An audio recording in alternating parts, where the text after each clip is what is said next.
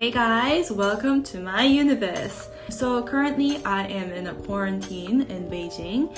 It's been around 14 to 15 days since I got here, and I have around 6 to 7 days more left of quarantine just in this hotel. Now I know a lot of international and foreign students are wanting to come back to China so bad. We miss all the campus life, we miss all the food, we miss all our friends and lectures, but China is only granting valid visa for only certain countries at the moment, and luckily I happen to hold a Korean passport, so I was able to return to China. So for myself, the journey from me coming to China from Korea was not easy at all. It was much more complicated than before, and there were so many extra procedures and steps that I needed to go through before boarding, and also there were so many processes that I also needed to take at the airport. So in today's video, I will tell you guys all the procedures that you need to take before coming to China in 3 big steps. Now I know a lot of international students are not able to come back to China at the moment,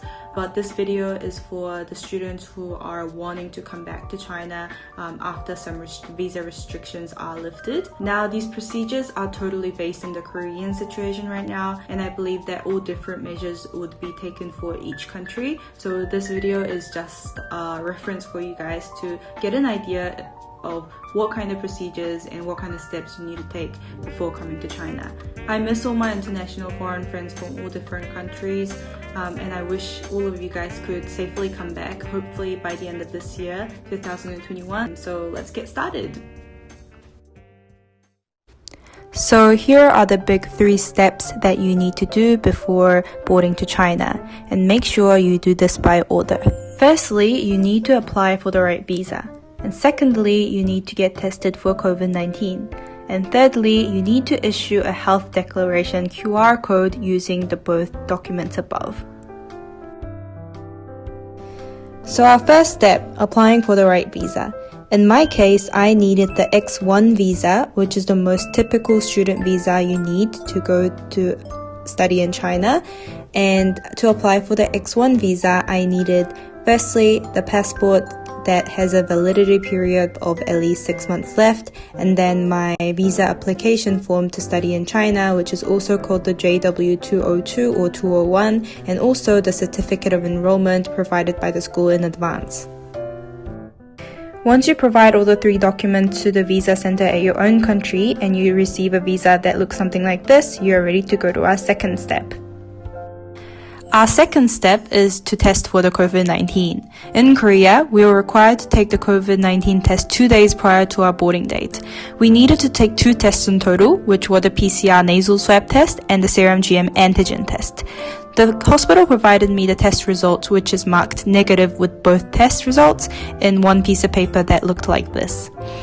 Oh, and one important thing is that I was only allowed to take the tests from the facilities designated by the Chinese embassy in Korea. And as you can see on the screen, there were a list of hospitals that I could go to on the website of Chinese embassy in Korea. And I guess for other countries, you talk to your Chinese embassy at your own country for which facilities you need to visit for the tests. We are finally at the last stage. Once you have all the visa and the test results from step 1 and 2, now it's time for you to issue a health declaration code. If you scan this QR code with WeChat, it will pop up with a screen like this where you have to fill in all the information about yourself and some COVID-related questions. You also need to upload a photo of your valid visa and COVID-19 test results. After you submit all the form and you wait some time, it will give you a green QR code that looks like this, and this is the HDC code that you want to show when you get to the airport. I suggest you do this at least 10 hours before your boarding schedule, as it might take some time for the QR code to be issued. And once you're done with all these 3 big steps, you are ready to go. So that seems to be all for today. I'll come back with another vlog post of me coming to Beijing Capital Airport from the Incheon Airport. There were also some procedures at the Beijing Capital Airport that you needed to take until you come to this quarantine hotel. I hope this video gave you guys a brief idea about what kind of procedures and steps you needed to take before coming to China. And Happy New Year, everybody! Hope you guys enjoyed, and see you again!